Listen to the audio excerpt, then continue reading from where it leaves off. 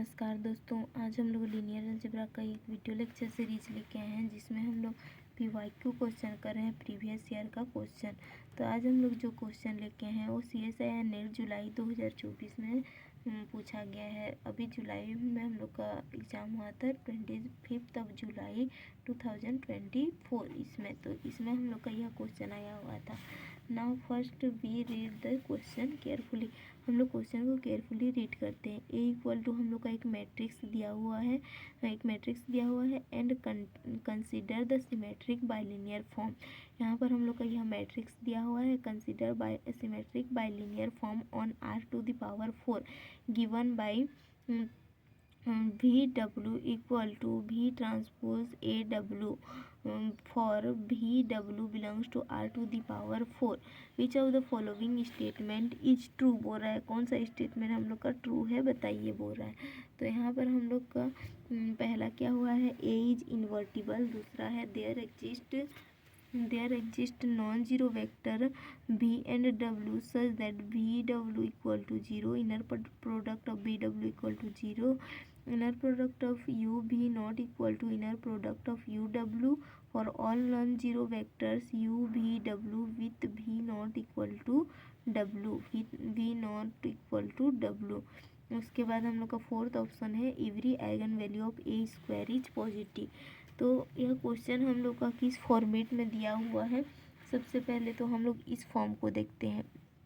यह जो फॉर्म है ये हम लोग का एक बहुत ही इम्पोर्टेंट कॉन्सेप्ट को दिखाता है। ये जब भी हम लोग का मैट्रिक्स इस फॉर्मेट में दिया हो, inner product of VW equal to V transpose AW, तो यहाँ से हम लोग का मैट्रिक्स क्या बनता है, क्वाड्रेटिक फॉर्म में कन्वर्ट होता है।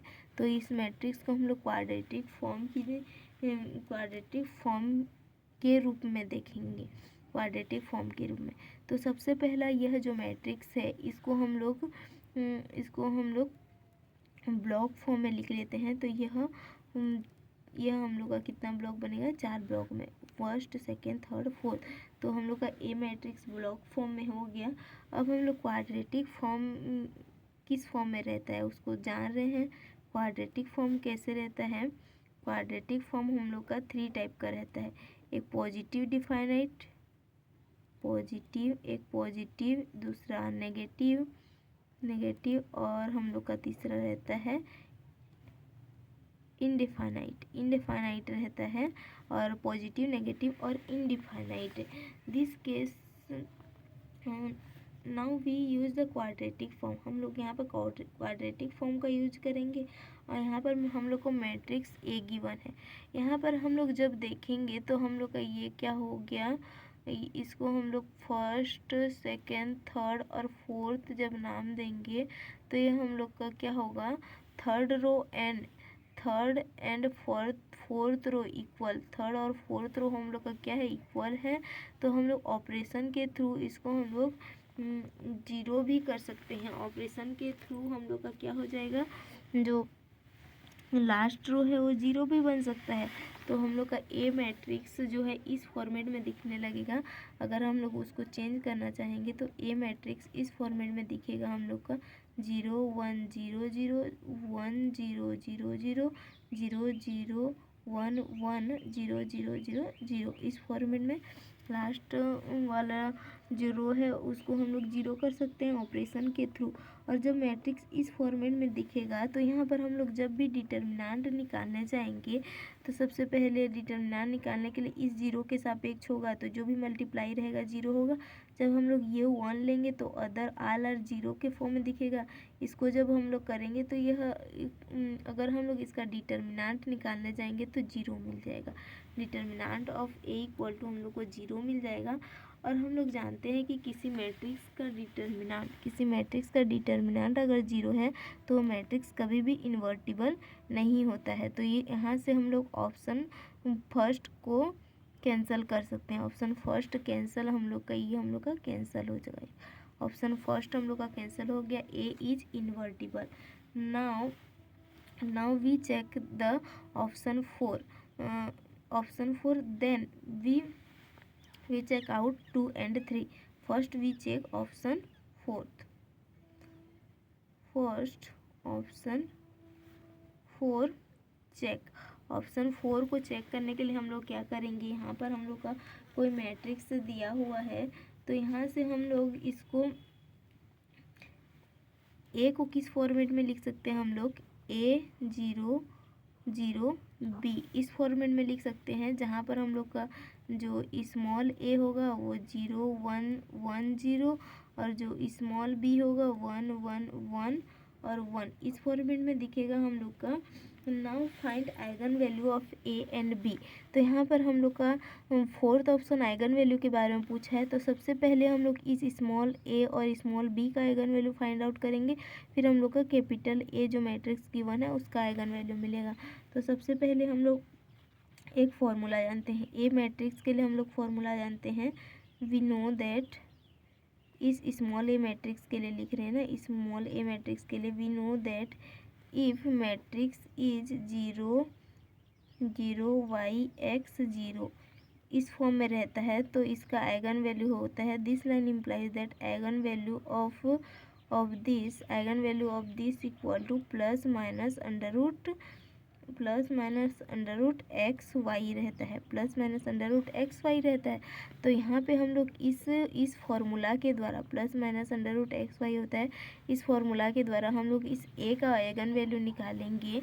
इस ए का आइगन वैल्यू निकालेंगे तो हम लोग का क्या होगा, आइगन वैल्यू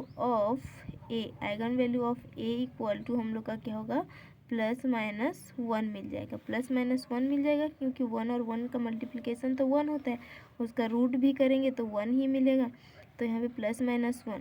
अब हम लोग बी मैट्रिक्स का आइगन वैल्यू निकालते हैं, फिर उसके बाद इस कैपिटल ए का आइगन वैल्यू निकालेंगे।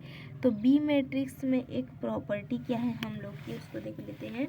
बी मैट्रिक्स में sum of each row equal to 1 2, मतलब कि यहाँ पे हम लोग रो को जोड़ रहे हैं, चाहे इस रो को जोड़ें या फिर इस रो को, तो ये हम लोग को क्या मिल रहा है, 2 मिल रहा है। वैल्यू हम लोग का क्या मिल रहा है, ये 2 मिल रहा है, ये भी 2 मिल रहा है। तो यहाँ से हम लोग और एक फॉर्मूला जानते हैं, if sum of each row is any number. A matrix कोई भी मैट्रिक्स है, A matrix have sum of each row is any number then it is their eigenvalue, other eigenvalue is 0। मतलब कि जब हम लोग सभी रो, किसी एक रो के लिए नहीं बोल रहे, सभी रो का सम एक ही नंबर मिलेगा, तब के केस में हम लोग बोलेंगे कि उसका जो एक आइगन वैल्यू है वह नंबर है और अदर आइगन वैल्यू 0 है। तो बी का हम लोग का आइगन वैल्यू क्या हो जाएगा, this line implies that eigen value of B is eigen value of B is हम लोग का क्या हो जाएगा, 2 and 0, other is 0, first is 2, other is 0, because the sum of each row equal to 2। तो यहाँ पे बी का हम लोग का आइगन वैल्यू 2 मिल गया।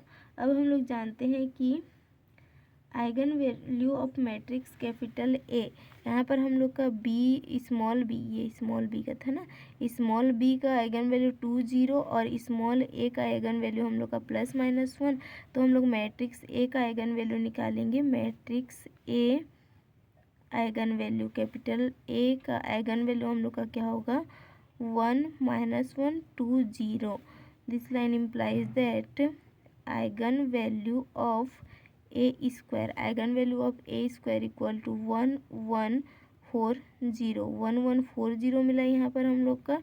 बट हम लोग को क्या बोलते हैं, पॉजिटिव डिफाइनाइट के लिए हम लोग का उसके सारे आइगन वैल्यू पॉजिटिव होने चाहिए। पॉजिटिव डिफाइन के लिए उसके सारे आइगन वैल्यू, मतलब यहाँ पर ऑप्शन 4 में बोला है कि सारे आइगन वैल्यू पॉजिटिव है करके, लेकिन यहाँ पर 0 हम लोग का ये पॉजिटिव में नहीं आता है। 0 हम लोग का other matrix other eigen value हो गया जो कि पॉजिटिव में नहीं आता है। तो इस कारण से हम लोग का ऑप्शन 4 जो है ए स्क्वायर का सभी आइगन वैल्यू हम लोग का पॉजिटिव है कहा गया था, तो ये हम लोग का रॉन्ग हो जाएगा क्योंकि यहाँ पर 0 भी आ गया आइगन वैल्यू। तो हम लोग का ऑप्शन 4 इस तरह से रॉन्ग हो जाएगा। इस तरह से हम लोग ऑप्शन सेकेंड और फोर्थ को भी चेक करेंगे। तो ऑप्शन सेकेंड एंड फोर्थ क्या कहता है, देखिए option second, there exist non zero vector u and w v and w such that inner product of v डब्ल्यू इक्वल टू 0। वी डब्ल्यू इक्वल टू हम लोग का क्या बोल रहा है, 0 होता है करके बोल रहा है ऑप्शन 2। तो ऑप्शन सेकेंड को हम लोग चेक करने जा रहे हैं। क्वेश्चन हम लोग का देखिए यहाँ पर क्वेश्चन इस फॉर्मेट में दिया हुआ है और ऑप्शन 2 को हम लोग अब चेक करने जा रहे हैं। तो ऑप्शन 2 के लिए क्या होगा हम लोग का, भी ट्रांसपोज ए डब्ल्यू इक्वल टू 0, यह हम लोग का गिवन है। तो इससे हम लोग क्या बोल सकते हैं, अगर ये वैल्यू हम लोग का 0 है दैट मीन्स कि ये हम लोग का या तो सेमी डिफाइनाइट है, सेमी डिफाइनाइट, या फिर हम लोग का इनडिफाइनाइट। सेमी डिफाइनाइट है या फिर इनडिफाइनाइट है। तो हम लोग का यहाँ मैट्रिक्स का हम लोग आइगन वैल्यू को सेट कर लेते हैं। यहाँ पर हम लोग को आइगन वैल्यू क्या होता है, eigen value of A equal to हम लोग को क्या मिला है, 1 -1 2 0 इस फॉर्मेट में दिखा हुआ है। और -1 हम लोग का यहाँ पे नेगेटिव है, other are positive, that means कि मैट्रिक्स ए हम लोग का क्या हो गया, इनडिफाइनाइट हो गया। यहाँ पर ये हम लोग का क्या है, नेगेटिव है, ये हम लोग का नेगेटिव वैल्यू है, नेगेटिव वैल्यू है।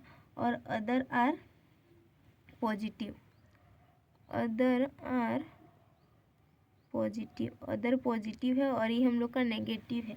तो यहाँ से हम लोग का मैट्रिक्स ए क्या हो गया, इनडिफाइनाइट हो गया। Matrix A is indefinite matrix quadratic form से यह रिजल्ट हम लोग को मिला, यह हम लोग का इनडिफाइनाइट मैट्रिक्स हो गया। और ये हम लोग का मैट्रिक्स ए के बारे में हम लोगों ने कहा, लेकिन यहाँ पर ऑप्शन सेकेंड में तो इनर प्रोडक्ट के बारे में पूछा है। तो कोई मैट्रिक्स इनडिफाइनाइट होता है तो उसका इनर प्रोडक्ट 0 होता है। तो हम लोग एक रिजल्ट जानते हैं, इफ मैट्रिक्स इज इनडिफाइनाइट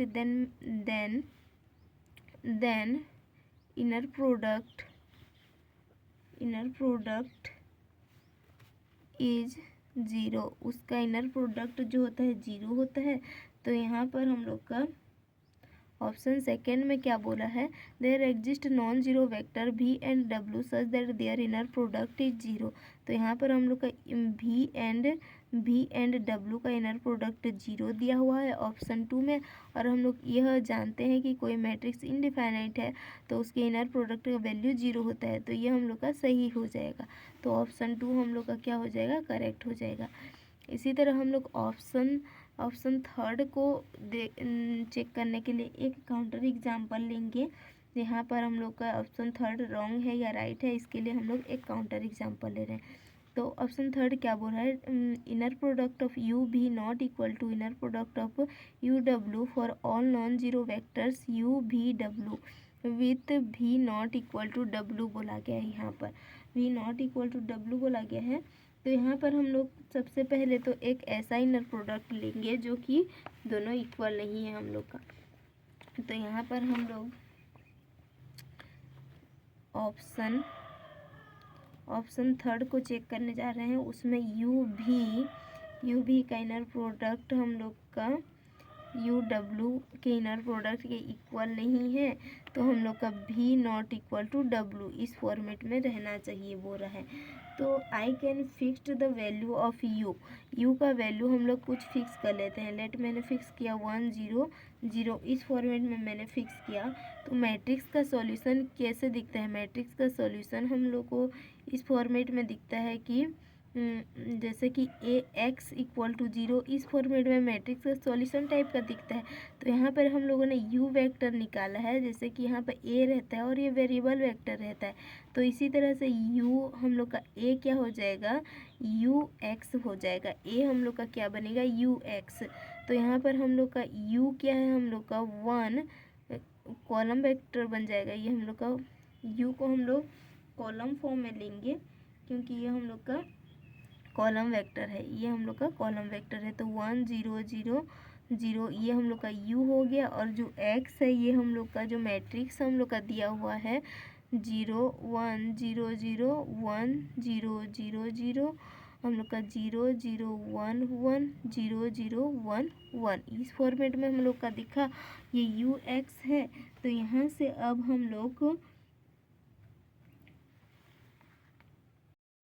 हम लोग इस मैट्रिक्स में से इसको x1 x2 x3 x4 मान लेते हैं, और जैसे ही हम लोग इस u को इससे मल्टीप्लाई करेंगे तो ये वैल्यू तो 1 है, other all value are 0। That means कि यहाँ पर हम लोग ओनली क्या बचेगा, यहाँ पे ओनली x2 कॉलम ही बचेगा, अदर ऑल आर 0 बन जाएगा। तो यहाँ से हम लोग को क्या मिला, inner product of u x equal to x2 मिल जाएगा। Inner product of u x equal to x2 मिल जाएगा, और यहीं से हम लोग v एंड w, यहाँ x के जगह में हम लोग v और w रखेंगे तो वैल्यू हम लोग का x2 ही मिलेगा, क्योंकि u x equal to x2 हम लोगों ने अभी निकाला, ये वैल्यू हम लोग का x2 मिला। तो हम लोग यहाँ पे let we select v equal to हम लोग सेलेक्ट कर रहे हैं 1 1 1 1, और w को मैं कुछ भी अपने से सेलेक्ट कर रही हूँ 0 1 2 3। यहाँ पे मैंने सेलेक्ट किया, लेकिन मैं जैसे ही u भी निकालूंगी तो ये मुझे क्या मिलेगा, x2 मिलेगा, और मैं जैसे ही यहाँ पर u w निकालूंगी मुझे x2 मिलेगा, जो कि हम लोग का दोनों इक्वल है, u v which is equal to u w। ये दोनों का वैल्यू हम लोग का क्या हो गया, और x2 हो गया। दैट मीन्स कि x2 मिल गया, लेकिन क्या हम लोग का v और w इक्वल है, v which is not equal to w।